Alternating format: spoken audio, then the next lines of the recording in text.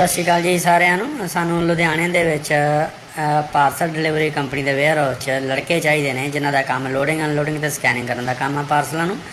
ਸੋ ਇਹਦੇ ਵਿੱਚ ਸੈਲਰੀ ਜਿਹੜੀ ਆ 11,767 ਰੁਪਏ ਆ ਔਰ 2300 ਰੁਪਇਆ ਬੋਨਸ ਮਿਲੇਗਾ ਅਗਰ ਤੁਸੀਂ 26 ਦਿਨ ਡਿਊਟੀ ਕਰਦੇ ਹੋ। ਤੇ ਮਹੀਨੇ ਦੇ ਵਿੱਚ 26 ਦਿਨ ਡਿਊਟੀ ਆ, ਹਫਤੇ ਦੀ ਇੱਕ ਛੁੱਟੀ ਹੋਏਗੀ ਔਰ ਡਿਊਟੀ ਦਾ ਟਾਈਮ ਜਿਹੜਾ 12 ਵਜੇ ਤੋਂ ਲੈ ਕੇ ਰਾਤ 9 ਵਜੇ ਤੱਕ ਆ। 9 ਘੰਟੇ ਡਿਊਟੀ ਹੈ ਜਿਹਦੇ 'ਚੋਂ 1 ਘੰਟਾ ਤੁਹਾਨੂੰ ਰੈਸਟ ਦਾ ਮਿਲੇਗਾ ਔਰ ਹਫਤੇ ਦੇ ਵਿੱਚ ਇੱਕ ਛੁੱਟੀ ਮਿਲੇਗੀ ਤੁਹਾਨੂੰ। ਅਗਰ ਕੋਈ ਵੀਰ ਭਰਾ ਜੋਬ ਕਰਨੀ ਚਾਹੁੰਦਾ ਤਾਂ ਸਾਡਾ WhatsApp ਨੰਬਰ ਹੈ ਜੀ 7696984228। ਉੱਤੇ ਮੈਸੇਜ ਕਰੋ। ਇਹ ਜੋਬ ਸਿਰਫ ਲੁਧਿਆਣੇ ਦੇ ਵਿੱਚ ਹੀ ਆ। ਲੁਧਿਆਣੇ ਦੇ ਲੋਕਲ ਜਿਹੜੇ ਆ ਸਾਡੇ ਵੀਰ ਭਰਾ ਉਹ ਮੈਸੇਜ ਕਰਿਓ। ਹੋਰ ਕਿਸੇ ਸ਼ਹਿਰ ਵਾਲੇ ਵੀਰ ਭਰਾ ਮੈਸੇਜ ਨਾ ਕਰਿਓ। ਜਾਂ ਜੇ ਕੋਈ ਵੀਰ ਭਰਾ ਉੱਥੇ ਜਾ ਕੇ ਰਹਿਣਾ ਚਾਹੁੰਦਾ ਹੈ, ਉੱਥੇ ਜਾ ਕੇ ਜੋਬ ਕਰਨਾ ਚਾਹੁੰਦਾ ਤਾਂ ਉਹ ਸਾਨੂੰ ਮੈਸੇਜ ਕਰ ਸਕਦਾ।